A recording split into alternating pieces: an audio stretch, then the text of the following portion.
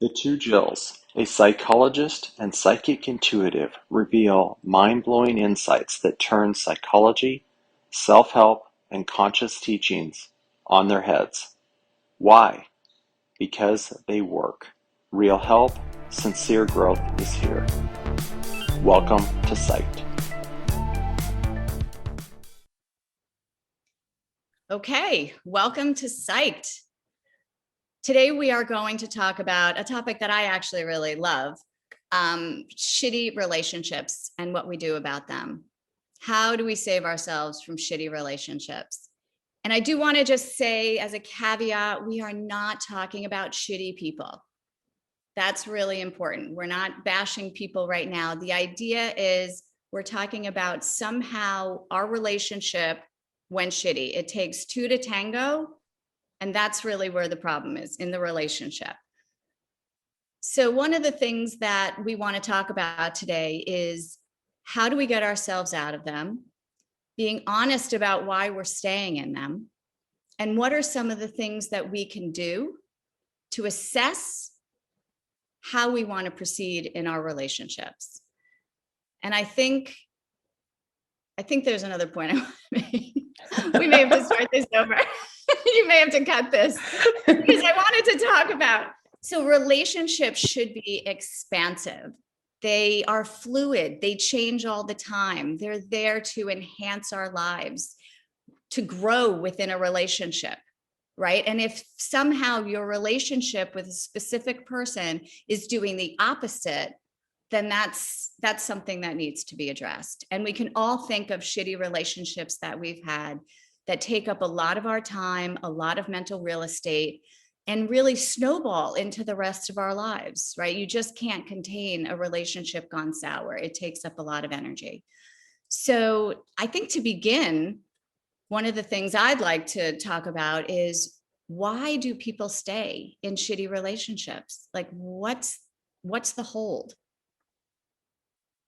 I get to answer first, don't I? Yes.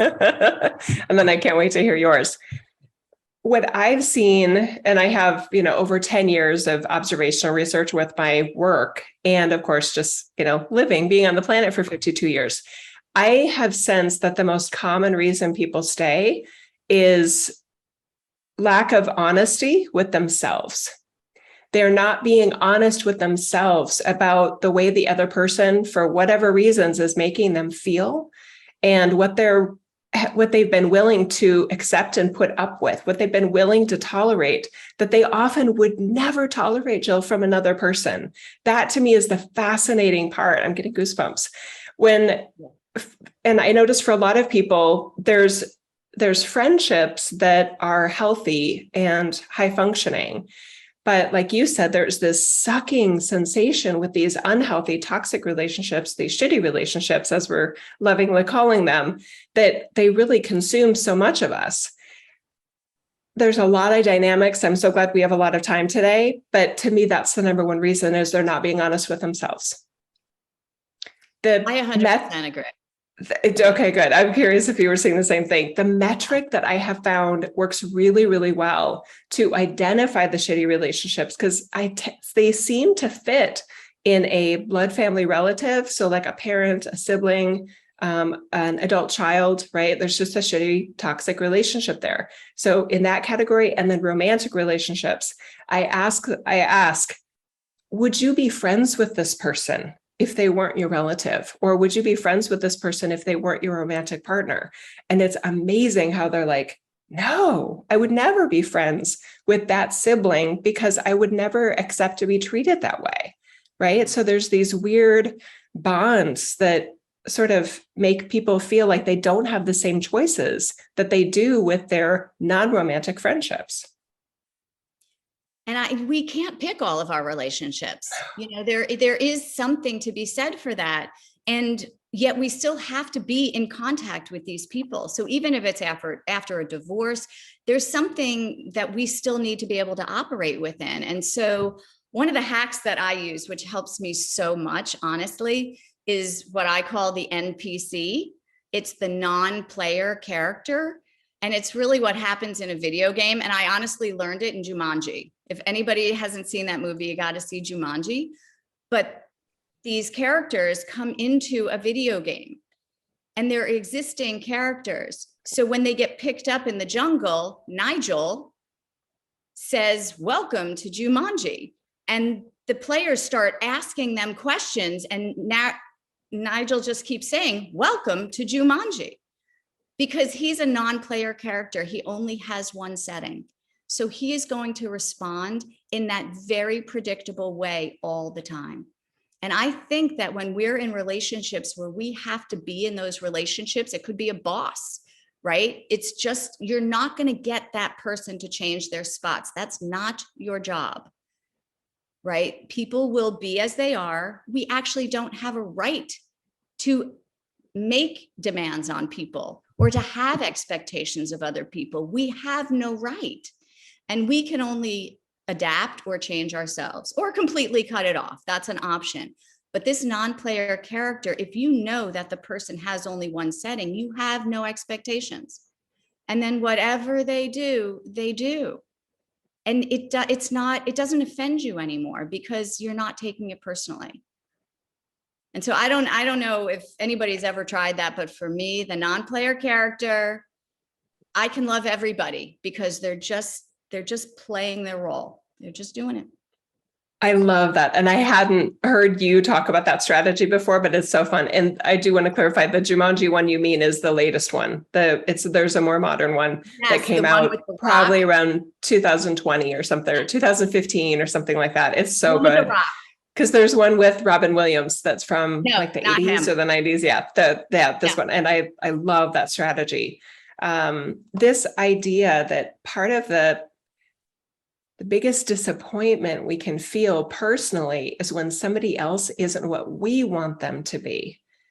So when we're honest with ourselves about that I need them to show up in this way, or I need them to dial this up or dial that down, you're exactly right. We are assuming that we have authority over what another person is or isn't.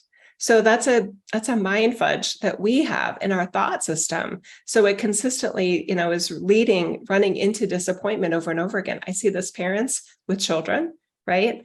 I see this with adult children with their parents. I see it with siblings. I see it with friendships. I see it with coworkers. I definitely see it with romantic relationships. So when you can step back and go, okay, let's just assess them on what they are, not what you expected them to be, thought they were capable of. That's another zinger right there, but they're capable of so much more.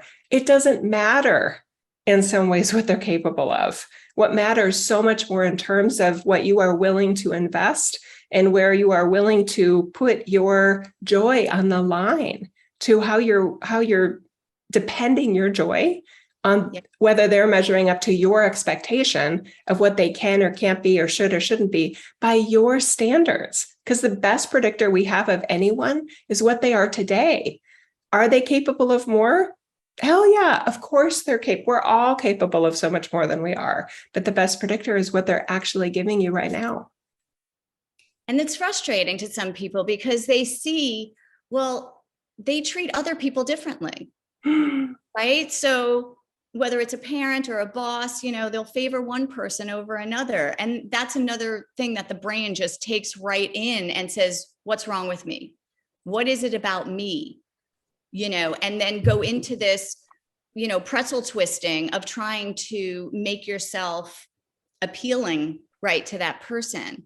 And the brutal honesty that we were talking about really comes with this looking at yourself. Why are you in this relationship? What X are you trying to solve for? Because if you have a need, that already is problematic. That's already going to start the relationship off in a very tenuous state. And if that will make you hinge on, is this person serving my need or is this person not serving my need? And we're not really honest with that. We cannot use people. We cannot. They are not there to be used. They're not for our happiness. They're not for our personal gain. They're not for our, companion. They're not, in terms of companion, in terms of the neediness that sometimes develops, right? So that is a brutally honest thing. that we have to kind of incorporate. This isn't just about the other person. In fact, it's not about the other person at all, right? It's about us and what our brain is doing. So that's really important. Beautiful. Related to that, there are, and I remember my own awareness of this, that there are traditional romantic relationships where it is sort of set up or expected that one person's job is to make the other person happy, and ideally vice versa, right? And I remember at some point, maybe 8 years, maybe 10 years into my marriage, Jeff and I were having a conversation, and I said, I just realized I no longer look at it as your job to make me happy. And I wasn't doing that much anyway, but it was more clear that I was definitely not. And maybe we were talking about somebody else's relationship. Maybe it was, another friend getting divorced, because we've definitely had a lot of friends that, didn't make it in terms of divorce. Not that they failed, right? It's just that marriage isn't what they thought it would be. But that's the healthiest relationships I see are like that. Friendships, parent-child relationships, definitely romantic relationships, and even professional relationships, that it's not your boss's job to make you happy in your job, right? Are there things that the boss does or doesn't do that affect your joy? Of course there are, but there's so many more dials and knobs and control points that we have personally. And part of it is based on this self-awareness, self-honesty about the situation. And I think it's also based on the agency, right? The amount of choice we allow ourselves in our relationships. So people are, they'll say, well, this is it. This is my job. This is my husband. This is my, they take things as a given, and they lock themselves in. And it's not even being locked into the relationship. It's just feeling like you don't have choices. Right. And a lot of people ask me, when they come, I work a lot with people who are thinking about divorce. And a lot of times, depending on where they are, I say, you're not ready to divorce because nothing's going to change. You haven't changed anything inside. So changing the outside, cutting off a relationship isn't going to work. And weirdly, the higher self knows that. And I think that is why there is some hanging on, because you haven't separated yet. There is some sort of an awareness that getting out of this relationship isn't going to solve your problem. And I think that's a higher awareness rather than a hanger-oner, right? And so I do want to kind of shift that up a little bit to just be like, why do I accept so much shit? I call it the relationship math, which is the 10 to 1 principle, that somebody can do 10 shitty things to you, but they do one nice thing and you're hooked. You're willing to go for another round of 10 shitty things. But that's just because we haven't taken it upon ourselves to care for ourselves in a weird way. I will give a little shout out to Matt Kahn here, because he says everything happens in your life for you to love yourself more, not less. So if you listen to this idea of like, why can't I get out of this relationship? I must not be good enough. That's not what it's saying. It's saying you're berating yourself when you should be really honoring yourself. And that's what creates the shift, which allows you, when you're ready for a divorce, you know it. You don't ask. You know it. It comes from another place. It doesn't come from desperation or grabbing at straws. It just doesn't. There's this like peace that comes with it when you're ready. It's amazing. I've seen that as well. And I love that you referenced that the idea that divorce isn't the solution to the problem is what I heard you say. Because for so many individuals, for a lot of humans, there's a mischaracterization of the problem. So basically in a pre-divorce situation, there are so many individuals that say, or pre-breakup situation, they're in the way of my joy. And then, but are they? Are they in the way of your joy? Let's really, give yourself more of your own authority over your joy, right? Because that's a big thing to undo with it not being the core, I don't want to say problem, but the core opportunity, right? The other thing is, it shouldn't mean so much to us because someone else said they loved us. It doesn't, that, but when you were talking about that ratio of the 1 to 10 or 10 to 1, right?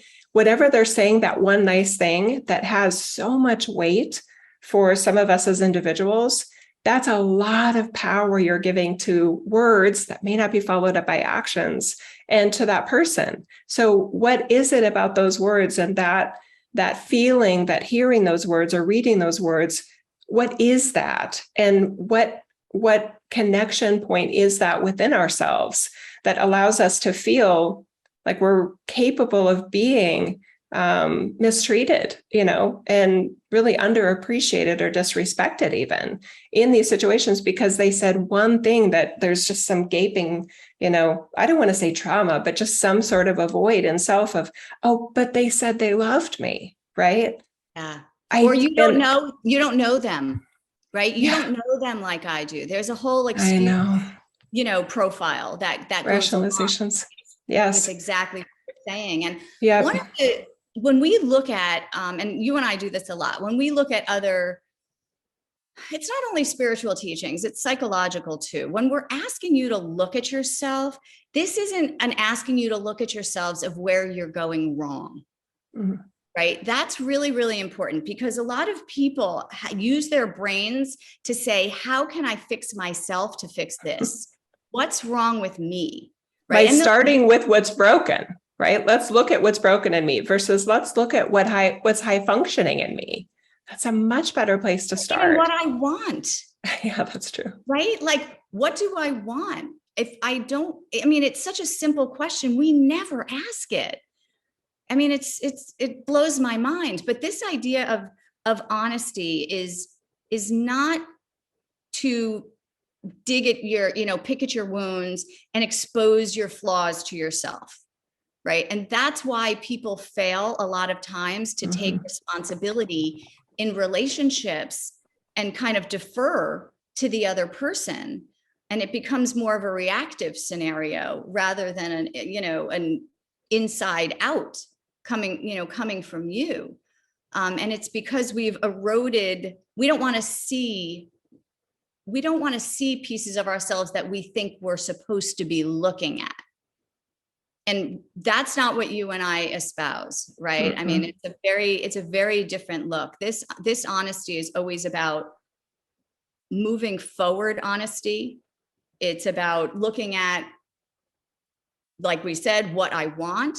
It's not about dragging your past and your past relationships and trying to fix something that was broken then, now. Yeah. Right? Because you have the judgment of yourself about something you coulda, shoulda, woulda done. Or how you're disadvantaged.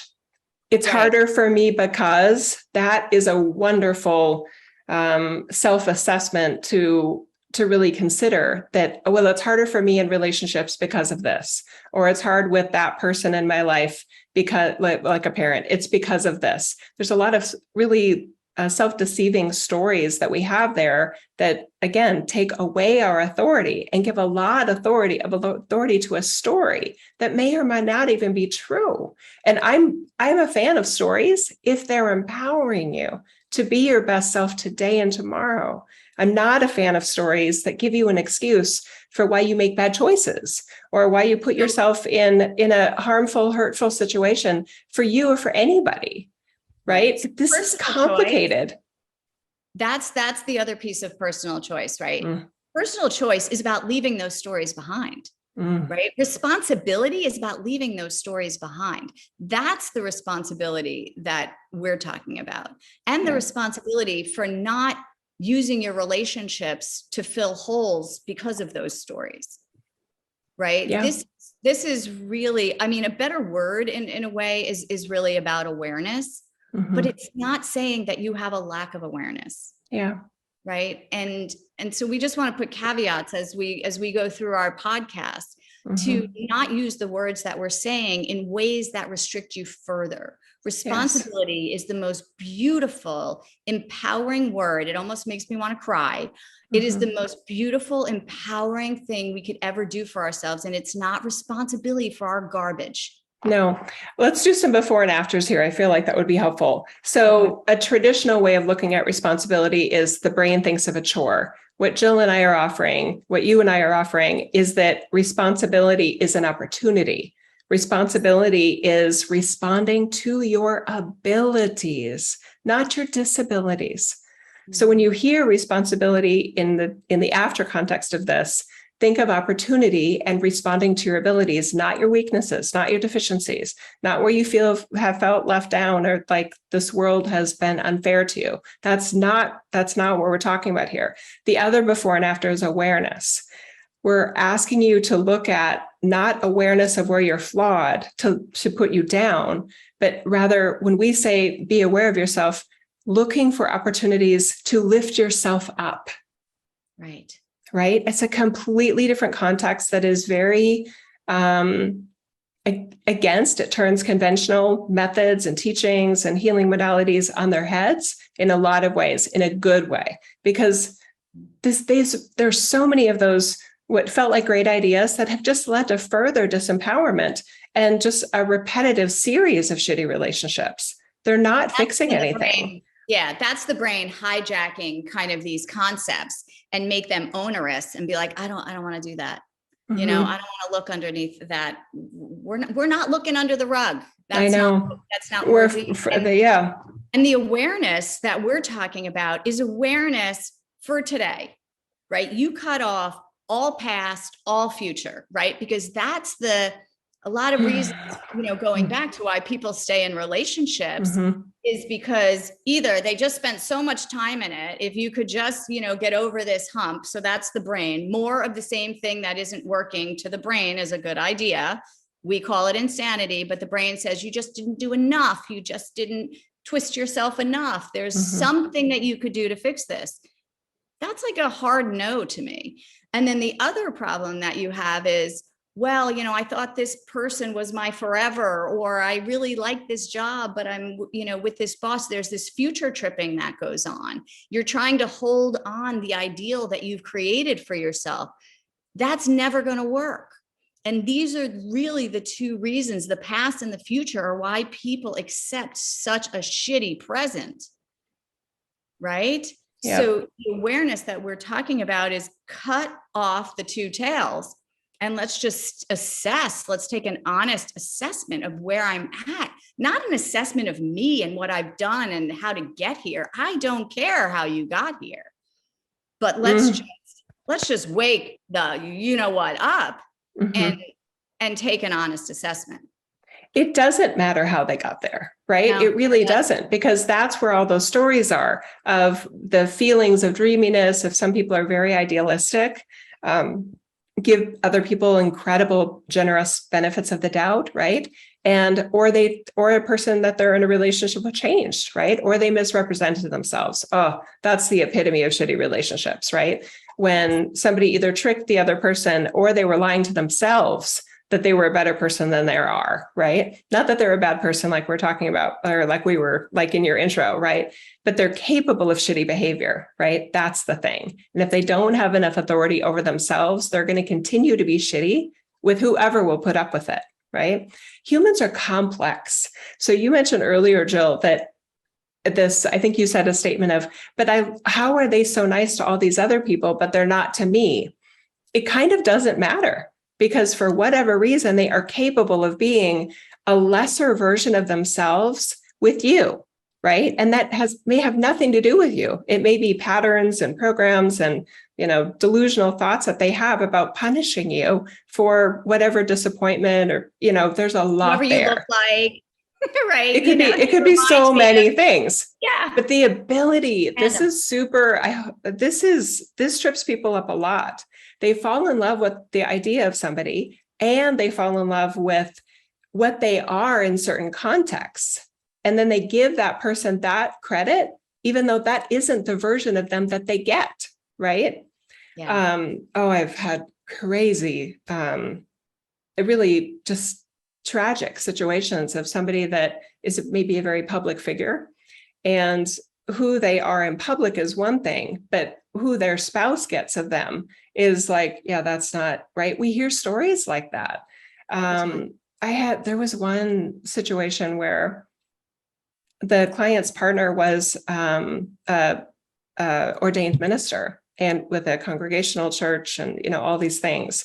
And the church loved him, but who he was to the spouse and the children was, I don't want to say monster, but definitely emotional abuse. Definitely, I don't think it was physical abuse, but psychological abuse, a lot of gaslighting, just a completely Jekyll and Hyde situation. And those individuals that are getting the ugly side of them, they feel really trapped because there's the more people involved and that are a witness to their good side, they feel completely cut off because no one's going to understand the slice of them that they got, right? And then they trick themselves, but all these other people love them. Like you said, what am I doing wrong? Or what's wrong with me that we're not getting that side? But the emphasis is pointed towards the wrong person. Why are they like that with you?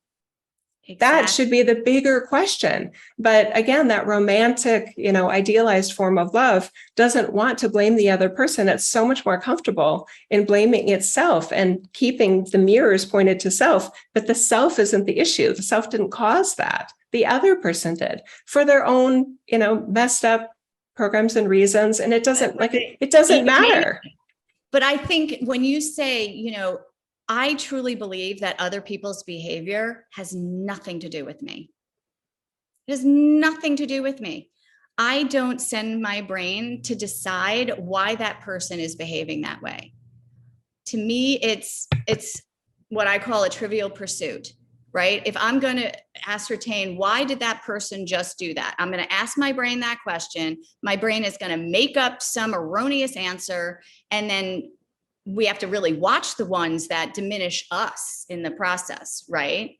But either way, it's important. If you diminish yourself when you ask your brain and it diminishes you, red flag right out of the gate. Okay, I'll say that. But it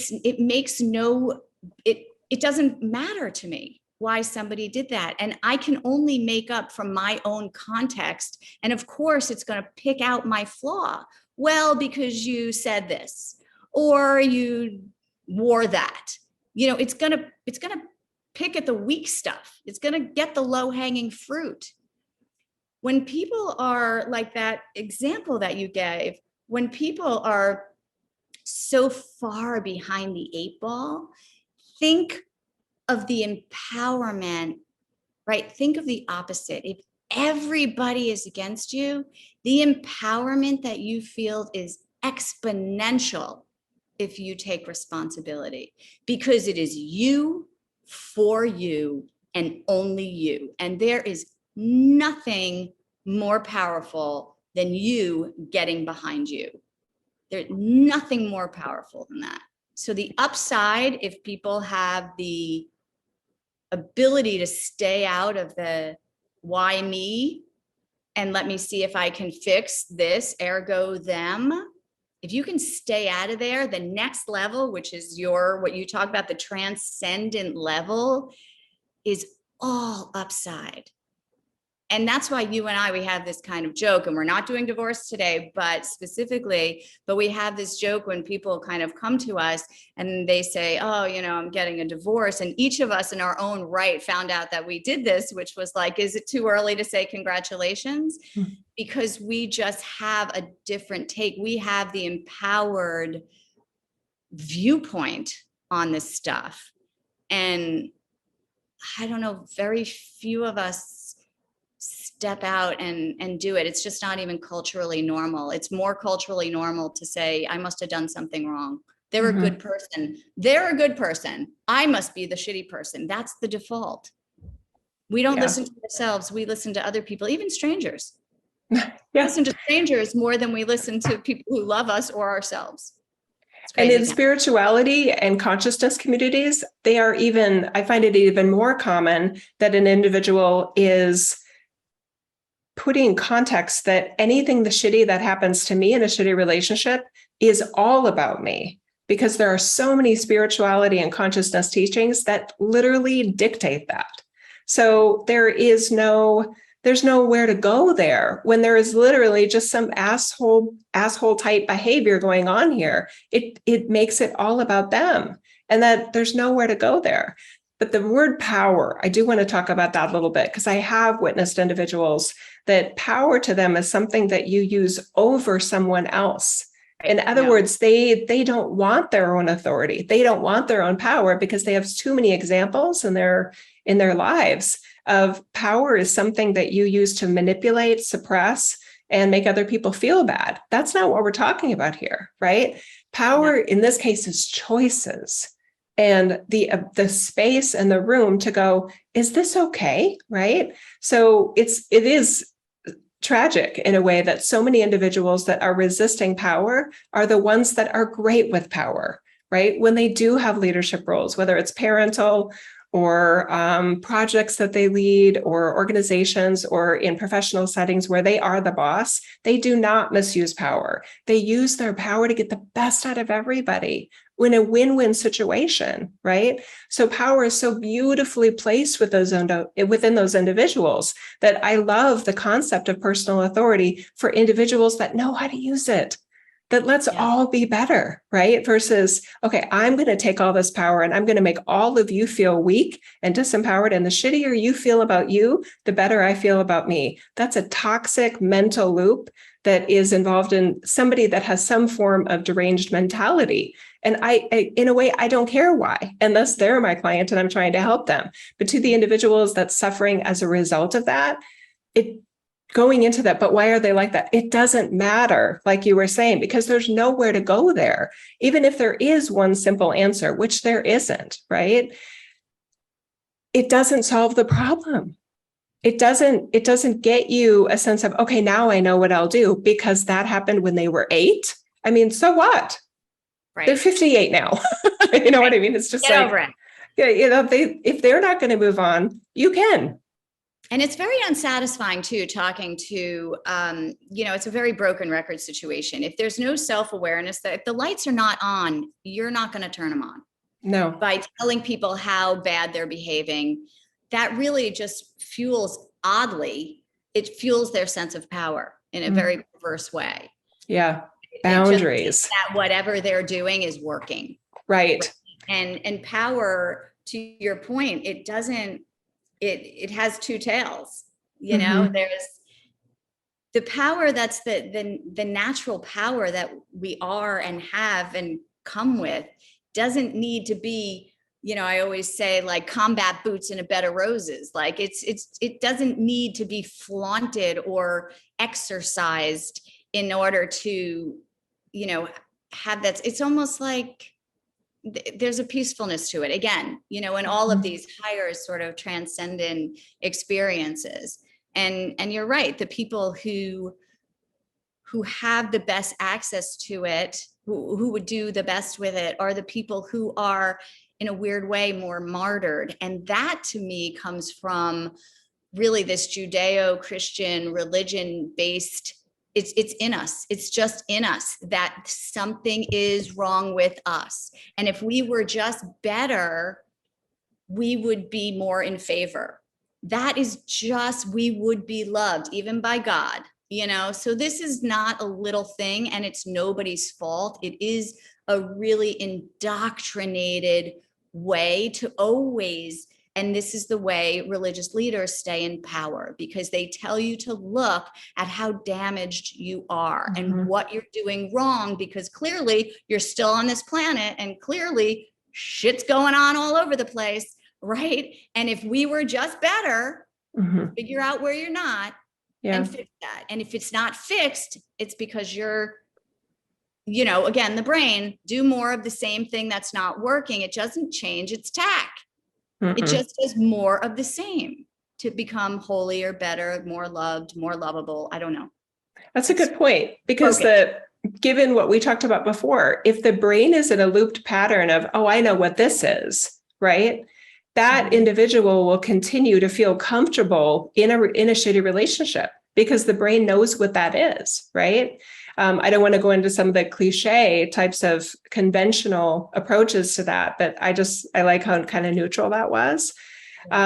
This this authority that we're talking about here is so simple, right? It isn't controlling another person. I'm talking about an example. I think you and I are both talking about examples where if Jeff came home and he was in a grumpy mood, right? I would just be like, oh, I think you've had a day. I'm going to go on a walk, or I'm going to go over here and do this. And then let me know if you want to hang out later, right? I would not be like subjecting myself. And Jeff is a healthy guy, right? So this may be a bad example, but when I hear somebody saying, well, he came home in a bad mood and then we had dinner, I'm like, wait, you had dinner with him? I mean, was he being shitty to you? Was he trying to take out his shitty day or she on you? Because why did you just sit there? But again, they don't feel a sense of authority that they could have eaten outside. They could have eaten in any other part of the house, right? You don't have to sit there, right? That's the kind of authority we're talking about, where the minute somebody says something that you would never accept from a close friend, right? And that is like, whoa, I don't like that you just said that. I'm leaving. Yeah. Right. And a lot of times those are strangers simple things. What was that?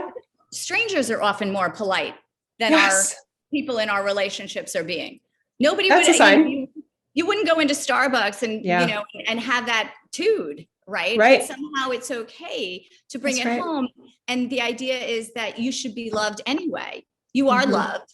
This scenario is not. Right. And I don't have to participate. One day that, Doug is going to love this one, but he says he came into our closet. I was getting dressed. I can't really remember. And he said something like, do you realize I haven't been talking to you for 10 hours? I really don't know what it was. And I was like, no, I had no idea. Right. And it was this idea that he was holding this grudge, but I was not anywhere near that headspace, right? I didn't even see it, to be honest, which is the extreme of what you're talking about, taking your dinner outside. But I was so like, that's you. That's you. If you need to off gas, whatever that is, that you can do that. But I'm not responsible for that.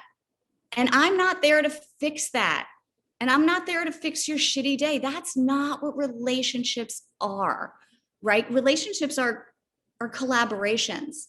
They're communions. They're not who has hand today, right? Like we're not, when I was younger, it's always like you're trying to always shift the balance of power in your relationship, to who's on the upper hand. And then, when you lose the upper hand, you're like, oh my God, this is terrible.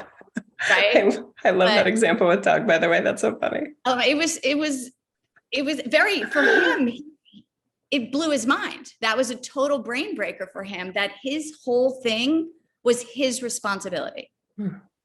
Your behavior, and this does cut both ways. If you keep, a lot of times people say, you're turning me into that person. A parent will say to a kid, you're turning me into a nag because you don't clean something up. No, the nag's on you, right? Your kid, for whatever reason, with their socks or whatever it is a non-player character. You've tried everything. You've really tried everything. Give yourself a break. You've tried everything. You swung from cleaning it up yourself because you don't care to making sure your kid never goes out again, until things are cleaned up. And you just keep swinging between these two very unsatisfying things, right? It's not fixable. It doesn't make sense. Stop putting your brain on, there's an answer here. There's very few answers that your brain can churn up.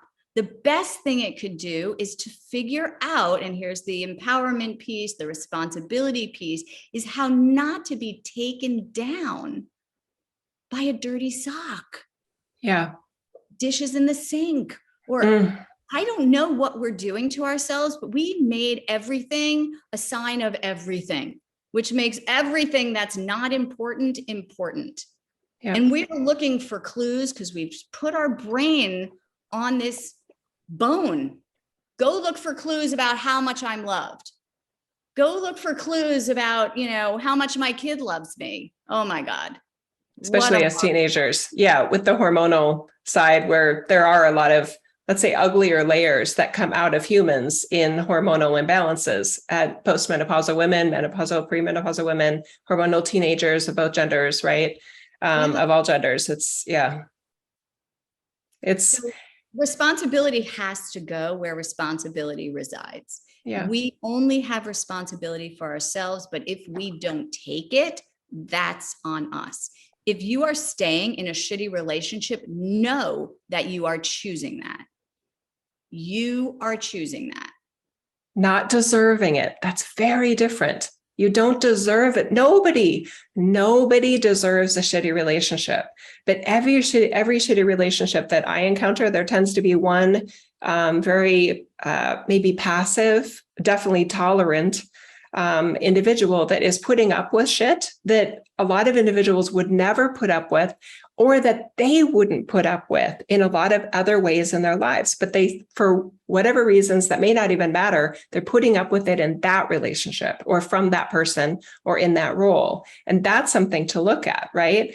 Because another kind of maybe breaking of the program, right? Escaping the program that somebody can use is, would you ever do this to somebody else? Right. And they're like, no, I would never say what that person said to me. I would never do to another person what somebody did to me. Okay, let's just look at that for a minute, right? That what you would never do, this other person did or is doing or repeatedly does to you. How is that okay with you?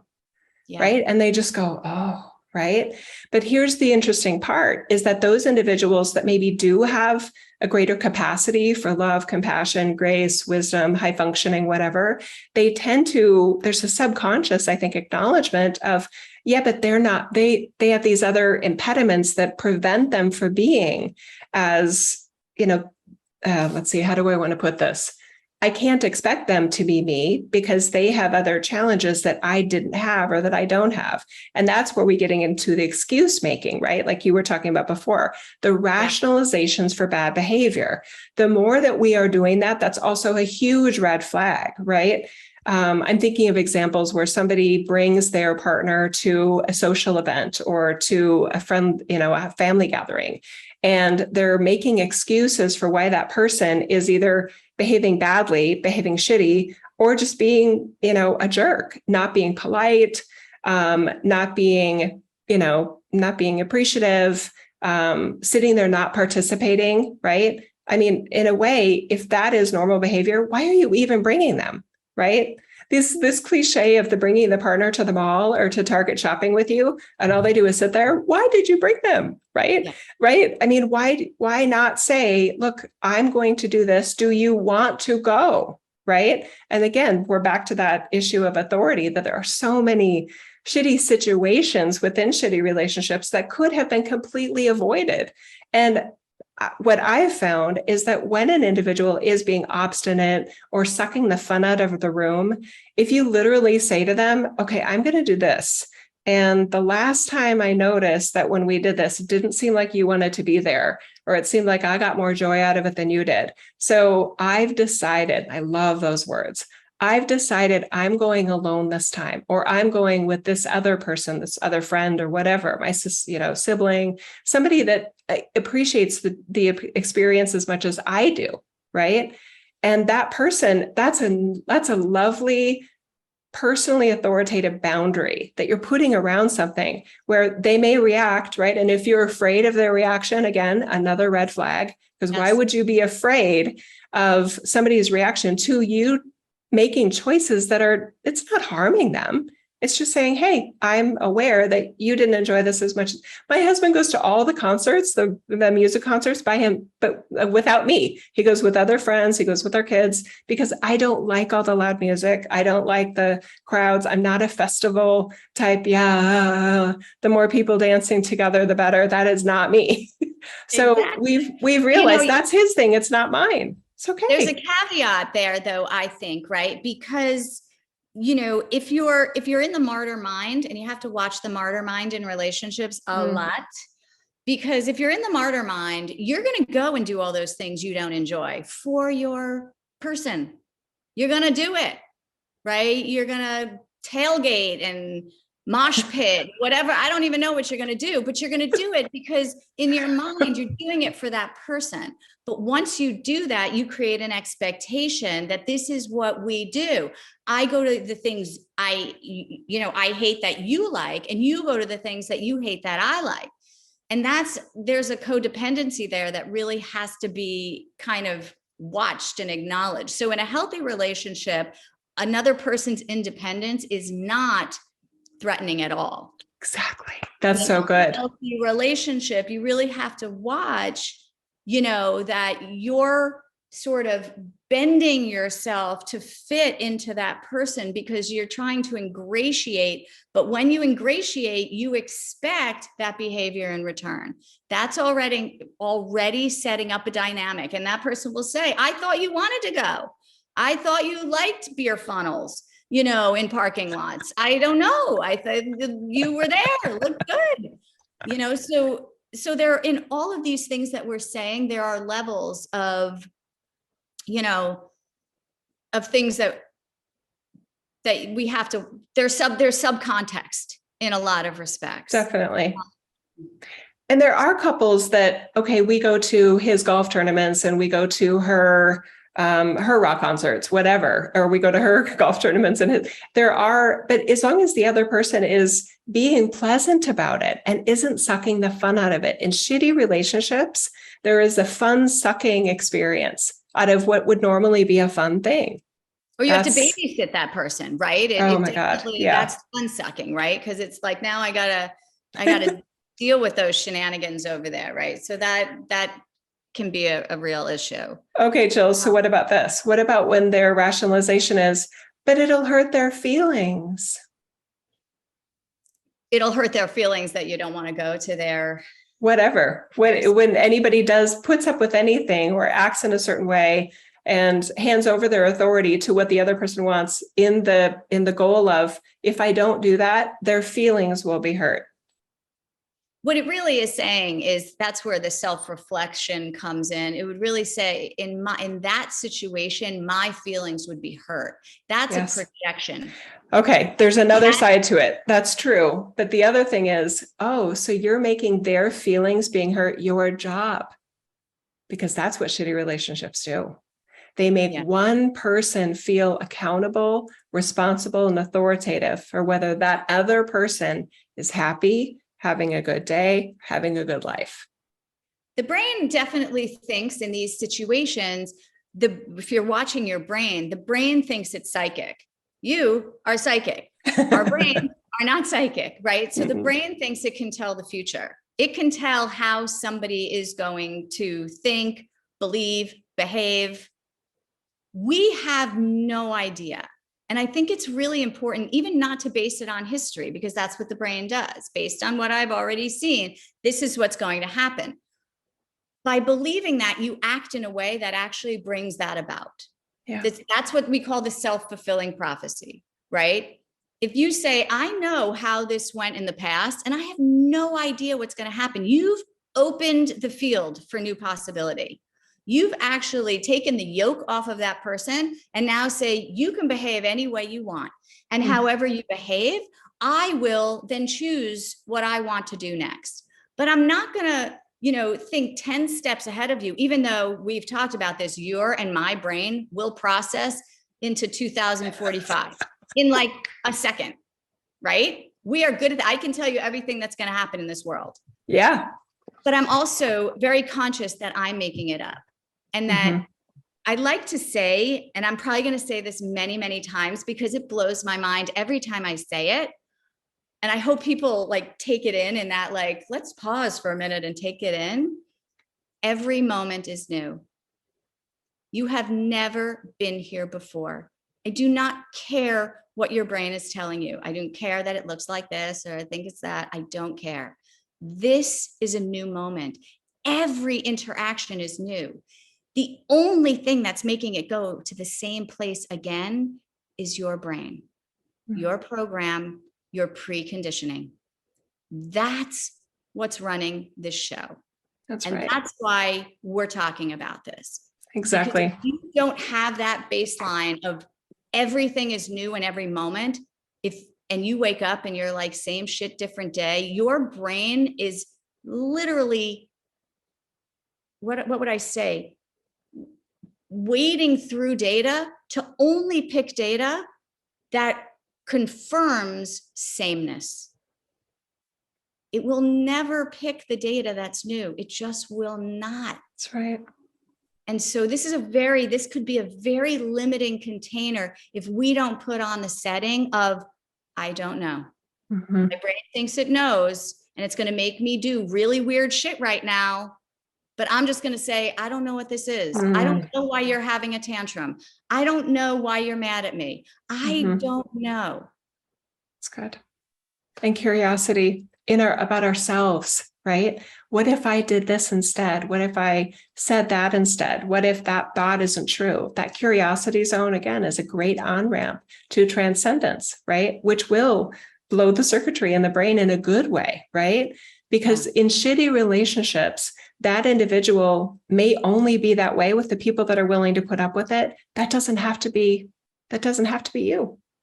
Right. That's a huge, and you change that wiring, right? By, again, out of the blue, all of a sudden you getting out of your patterns and going, oh, this isn't pleasant to sit here and have this meal with even the grumpy teenager, right? I mean, there should be choice in all of these versions of, I'm not saying there's always a shitty relationship with a hormonal teenager, but that is kind of classic, right?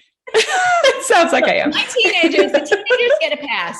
They turn into aliens for a couple of years. They get a pass. But we've got to do a separate episode on that because, oh my God, I've got serious game when it comes to. Here's a caveat here. I need to put a caveat because sometimes you're sitting at a table and you're watching your significant other have a moment, right?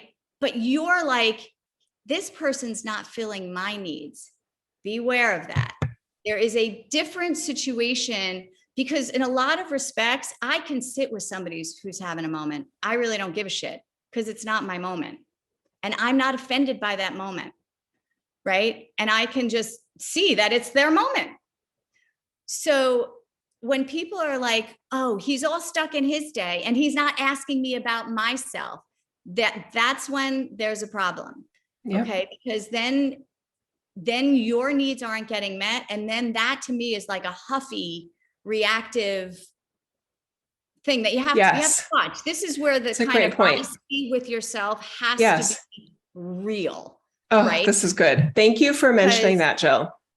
Yeah, it's really, really critical because I see so many people like, I wasn't going to take that. I'm like, take what? No, this isn't a punishment. Here. This is a self-love moment that I'm describing. It's not passive aggression. Right. And the difference is your emotional level, right? If you're emotionally, huffing off from the table in this scenario that we're talking about here, that's not what we're espousing here. But calmly just sort of like, wow, I notice. Just thinking to yourself, I notice that I just want to sit and enjoy my meal. And it seems like the other person is just very grumpily, complaining about the food that maybe you prepared or whatever, it's cold again or whatever. And you're just like, you know what? I just want to go enjoy my meal in peace and calmly and non-emotionally, possibly without even words, just smiling and taking your meal elsewhere, right? It's such an easy thing to do. It is, but it's also easy to say, I love you, honey, but you're having a day. For sure. There's nothing wrong with words, right? There's a naturalness to, there's an ease to where it doesn't compound the problem. Now he had a bad day. It's not stirring it up. And now you're adding to his bad day. No. You could see how this is, these cycles happen so subtly, where I don't know. A lot of times we think we're pulling people out of something and we're really just adding to the fodder. That's right. It's the opposite of what we think we're doing. We think we're trying to make things better and we're making them worse. That's right. So removing yourself from the situation versus, making sure you make an announcement as you leave, to cause more drama, throw another grenade on it. Yeah, now. exactly. Right. So related to the whole, well, they didn't, I'm mad at them because I'm disappointed in them, but I'm getting angry or upset or crying or emotional because they didn't ask me about my day. That's another sort of like in shitty relationships. Are we asking somebody that has demonstrated they're not a good person for that job for you? Don't ask them to do that job then, right? If you need someone to ask you about your day and that person never does it, then create another relationship with somebody else where you call them and ask about their day and they do that about you. And that can be so many other people. That's another classic example I come across, and I'm guessing you do too, is this idealization, especially of romantic partners, of they need to be this for me, they need to be that for me, they need to be that for me. That's a lot of jobs, and that's really unfair. And there's so many healthier ways to have those personal needs met that are maybe more balanced. And maybe it does decrease the pressure on those relationships, and maybe those relationships get better. Maybe that partner is just like, oh, thank God she found somebody else to go to that with her. Absolutely. You know what I mean? Absolutely. So there could be an improvement. Maybe the shitty relationships goes from shitty to not shitty because there is a reflection and a creative pause on why am I disappointed here? What am I needing from them or asking them to do that they're not doing and it doesn't matter. It doesn't matter. The reasons don't matter. But how else can I get those needs met? Or how can I meet them myself? Right? Solution can never be that somebody else is going to change so I could feel better. Yeah. Oh my God. That will never work. Be the solution. So if your brain is saying, if he just blah or she just blah, then I'd be great. I don't have a problem if they just that. That is the most tenuous line of tightrope of mental health. You can go down in a heartbeat, right? There is no stability there for you. Right? You are reactive to your environment, and that will kill you. And that's what's going on in our world, to be honest, is all of this reactivity. If we are creators, we are not reactors. We are supposed to create new experiences, not from that lower level of tit for tat. You did this for me, I did this for you. Relationships are some weird kind of trade-off that we do where, we're always sort of, there's no equality. It's just sort of always an imbalance that we're trying to get to.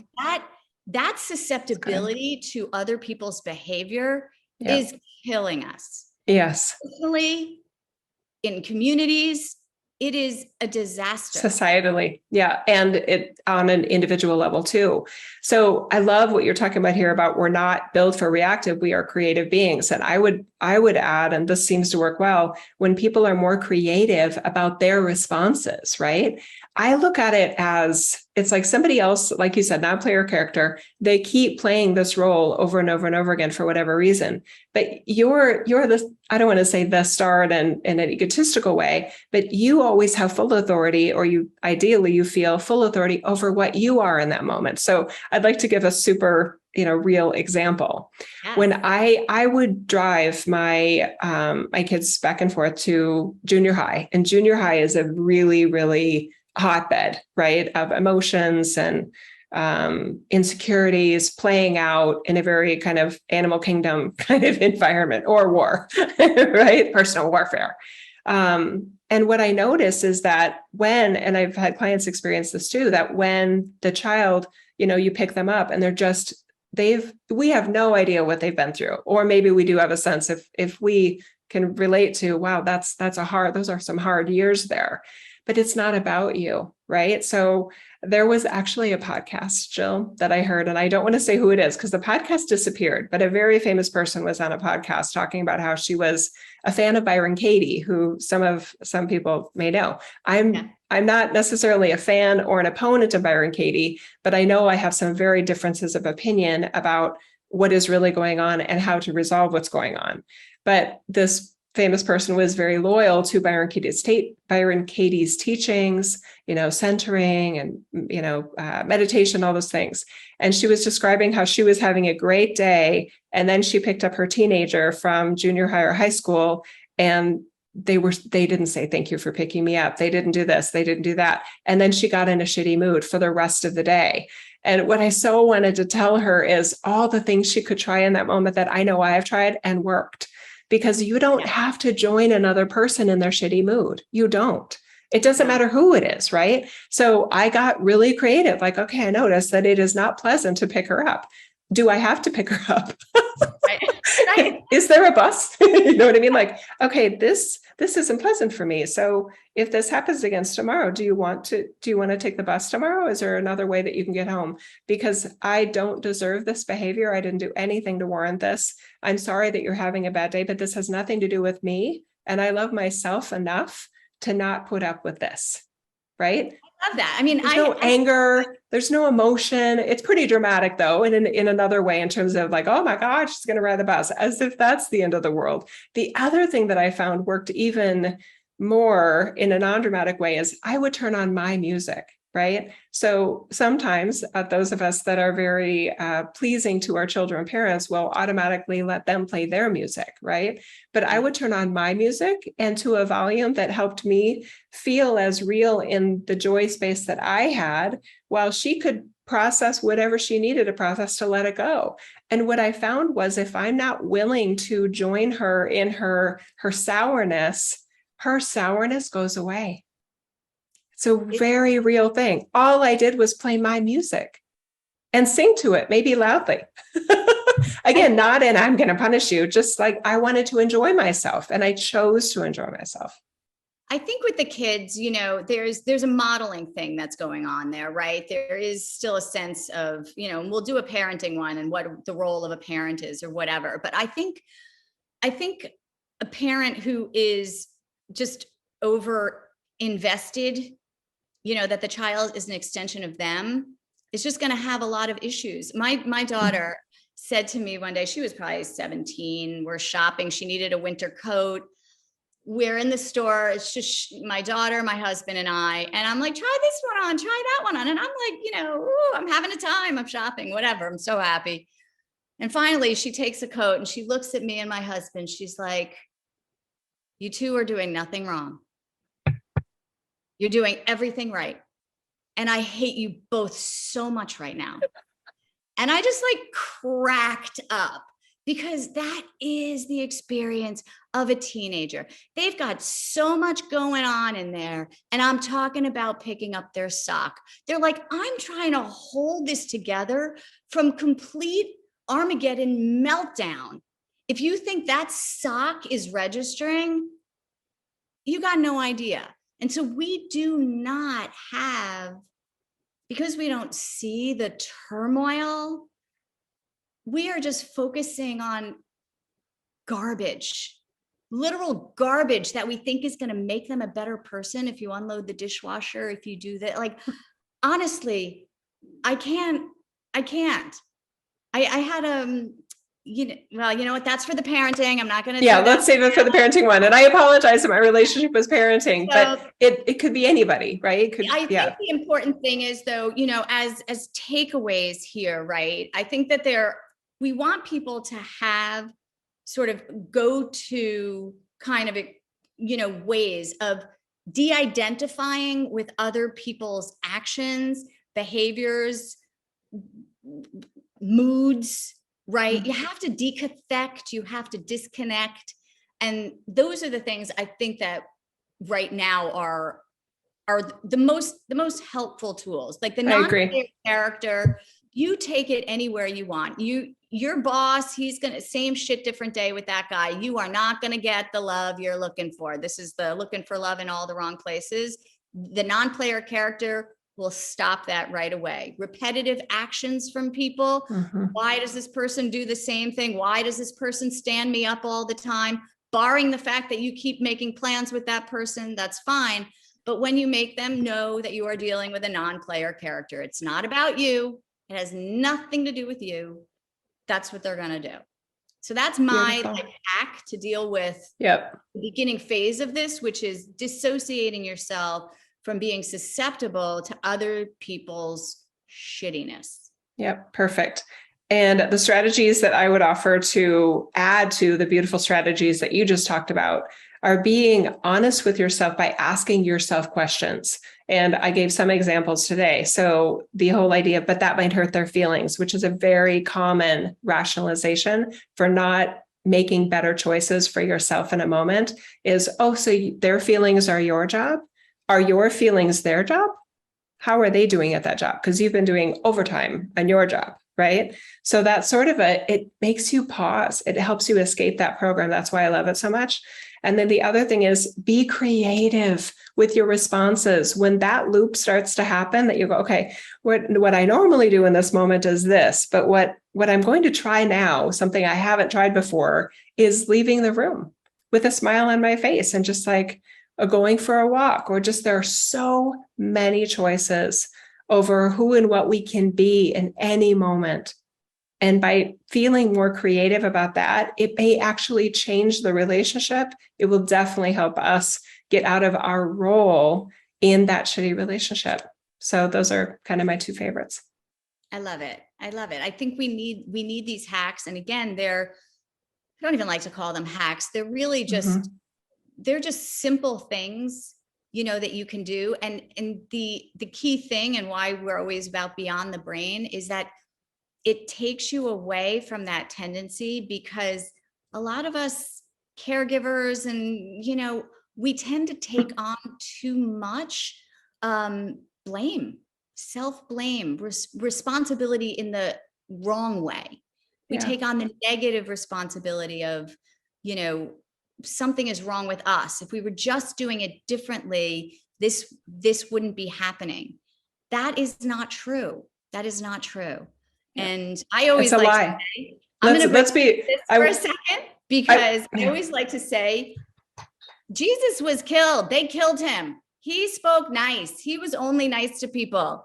And they still thought that was, it didn't work out. So I just feel like we're not going to get to everybody. Not everybody can hear you. And to just, in a weird way, respect your limits. Like, it is hubris to think that you can go and just by saying the right thing, you can change everybody's mind. There are two people in this thing. It's a great point. Yep. So don't overvalue in that way, and don't undervalue in the other way, right? And that's what the honesty, the clarity, the awareness, and that's the other piece today. Beautiful. Details today.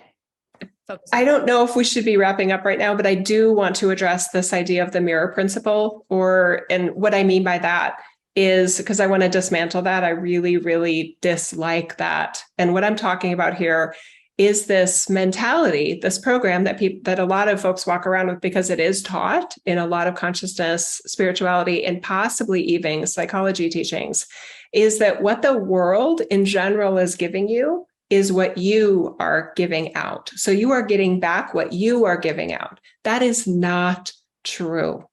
It is not true. This reality and others are not a mirror for you. They can't be a mirror for you, because they've got all these other layers of themselves. So for anyone that is using another person's behavior or the world's behavior towards them as, oh, that must be what I am giving out, they are consistently getting in a loop of self-destruction in a lot of ways, because this world is not a projection of them. What they're getting back is not what they're giving out. And there's so much evidence that that's true, because what they are giving out, they are not getting back. They are being kind to people, and they are not getting kindness in return, right? They are not subconsciously creating whatever the noise and distortion that they're getting back. So if we can take aside that program and say, what if that isn't true? Because I am convinced it is not true. Again, over 10 years of observational research, it is the mirror principle, what you project out in the world is what you get back, the boomerang kind of thing. That wrong. So set it aside. What you give out to the world, I wish, in terms of all these beautiful people that are kind-hearted and use authority to lift everybody up, I wish that were true, but it's not true. And by being more real with yourself, that, oh my God, that means you there's a lot more choices and discernment about who you hang out with and who gets those prime seats in the inner circle of your life? Are they demonstrating that they're healthy enough to not be shitty with you? And everybody has a shitty moment. Everybody has a shitty day, right? Some people have a lot of shitty days. That doesn't mean you have to be in a position right next to them and put up with it or be the recipient of that. Especially, Jill, when they've demonstrated they're capable of being not shitty with so many other people. Right. Right. And so I think there is a place, honestly, for the mirror, which is not this conversation. Okay. Right. I believe that everything can be used either for good or for evil. Oh, right. So that's true. I just hate that one. The mirror is 100% misused if it's in the hand of the martyr. That's fair. Our mind will misuse that, but there is huge benefit from the more whole mind of how to use that mirror principle to enhance compassion and to release differences and to, move into wholeness. So there are aspects of that mirror principle that we don't have to talk about today. We'll take on, I think, maybe. And it sounds like you like it. I like it. Well, it's not that I like it. It's the origin. Where is this starting? If I'm using the mirror to flog myself and blame myself for everything that's coming my way, that's actually enhancing the energy from which it started. So if your energy is this, again, it's the martyr energy.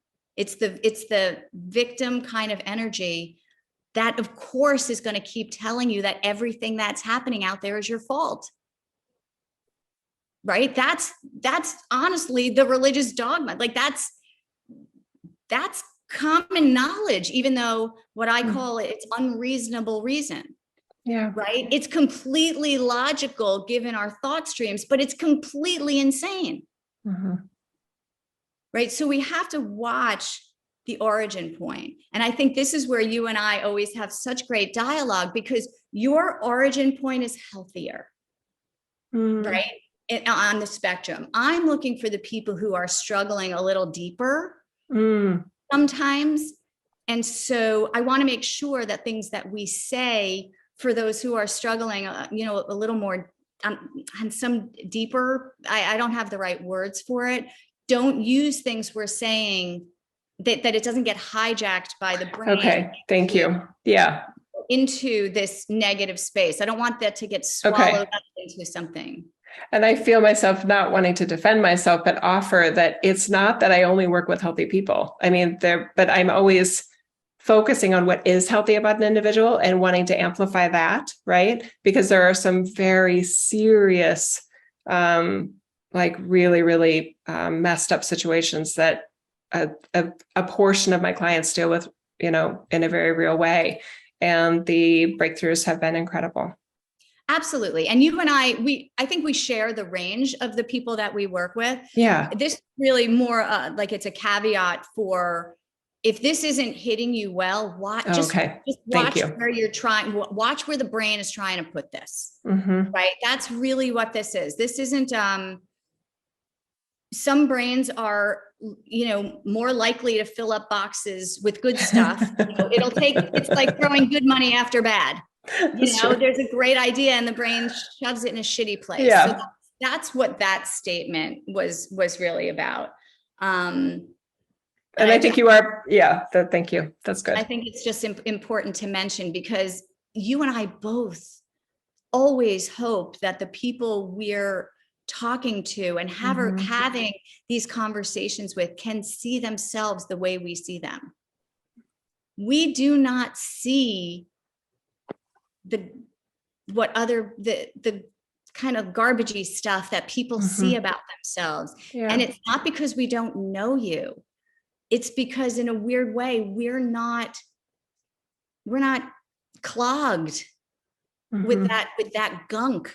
Our vision is actually much clearer. So we're always looking for what's working and what's not working, with a few caveats here.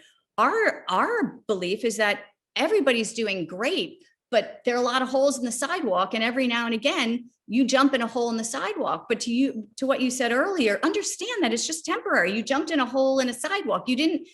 It's not your identity. It's not your characterological issue. And in so many ways, people function so well in so many areas of their lives. But if they have a shitty relationship, it colors the view of themselves everywhere. And they can't even take in their gains in other areas, because this is so consuming, because they've made it a core identity issue.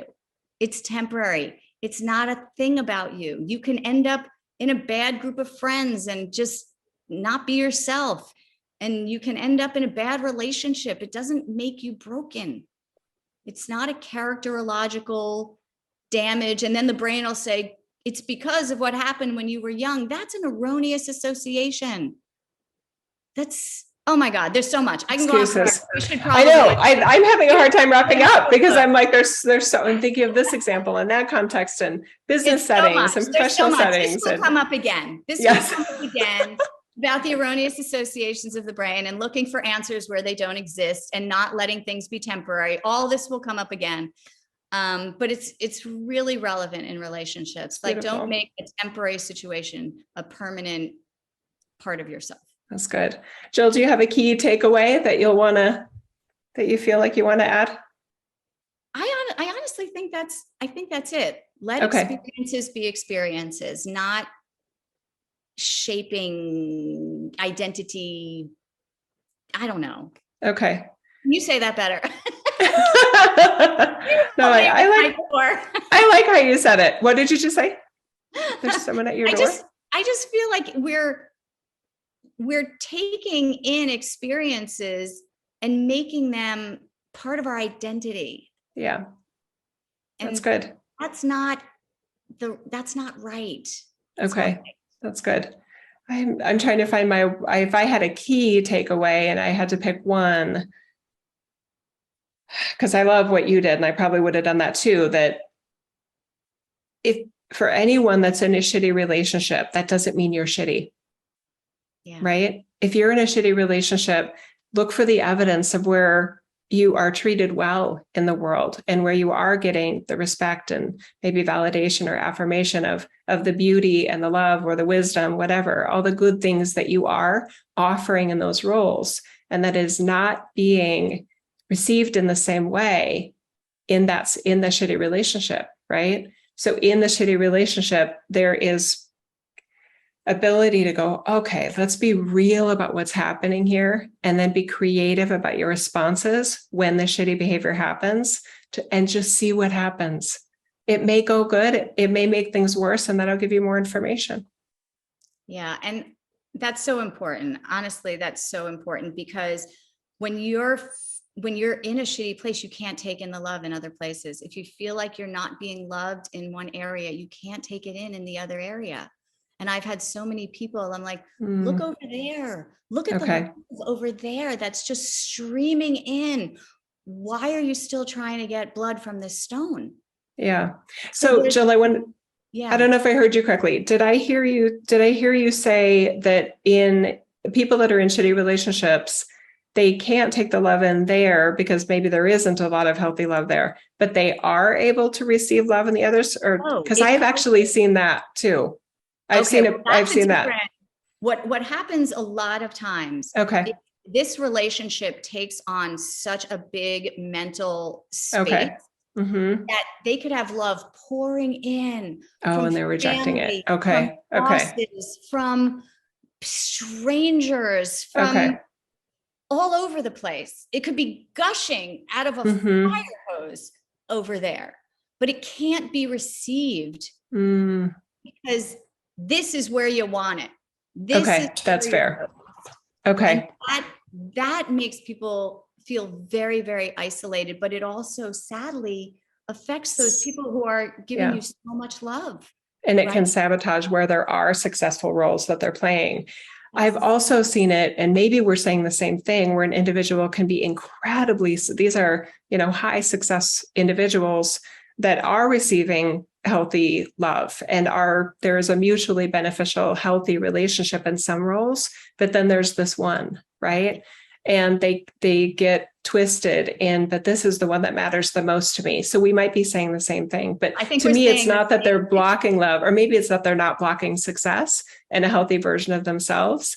So that's where it gets even more complex, because they have all of these like A+, if you're going to grade it, roles that they're playing. And then there's this one where they're giving themselves an F. And I totally agree with you that can cloud their entire sense of self, even though, again, as I was trying to express in my key takeaway, if you have all of this evidence to the other roles that you play, right, that you do have healthy relationships, mutually satisfying, non-harmful, not trying to push another person down and vice versa, then that is evidence that it's for whatever reason, that relationship where that is based in. And you don't have to be you've been in that relationship.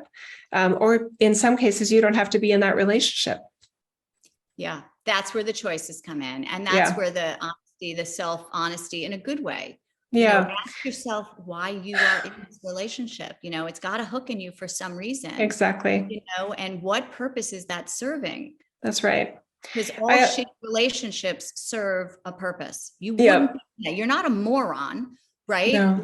We trust people's sovereignty here, right? That's and their right. authority. If you're in something, it's because it's serving you in some way. But if it's serving that martyr narrative, you got to know that. And the brain's looped program of, I know what this is. I know how to be treated shitty, so I feel comfortable in this role. The other thing, and I feel like we are wrapping up here, I just want to offer a huge amount of compassion and love for those that are in shitty relationships. It just makes me want to cry, because I know some shitty relationships that I've been in, it's so sad. It's such a sad experience of why do I have these shitty friends? Or, why am I not lovable? Why am I not getting this or getting that, or this not happening, or that not, why doesn't it feel the way I think it should feel?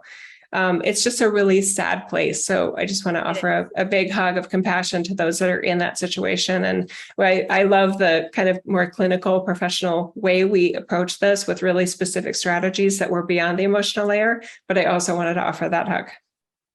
And I think that is, it is the saddest thing. You see family members going through it. You see friends going through it. And it is, look, the only way out is through. You got to do it, and you will do it. You'll get there. You will get there. You always will.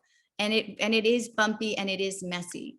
And the reason that we do take the emotion piece out of it is because that emotion piece is what's hooking you in. Exactly. Right? There's always, go ahead.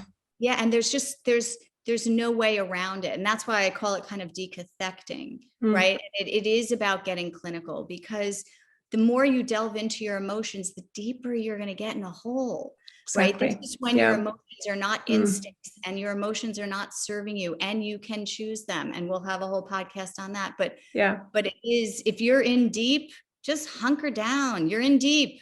That's good. That's it, and reach out, right? Exactly. Reach out. Reach out. Friends, anybody, reach out. Don't cave in on yourself because everybody hates your shitty friend or your shitty boyfriend. Don't isolate yourself, reach out. I guess parting words I'll offer is, there's always hope for you, but there may not be hope for the relationship. Love it. That's perfect. It's a wrap. I love you, Jill. Thanks for doing this today. All right. Till next time. Are you staying on? What do you mean? Stay on. I'll hit stop. Yeah, let's stop the recording.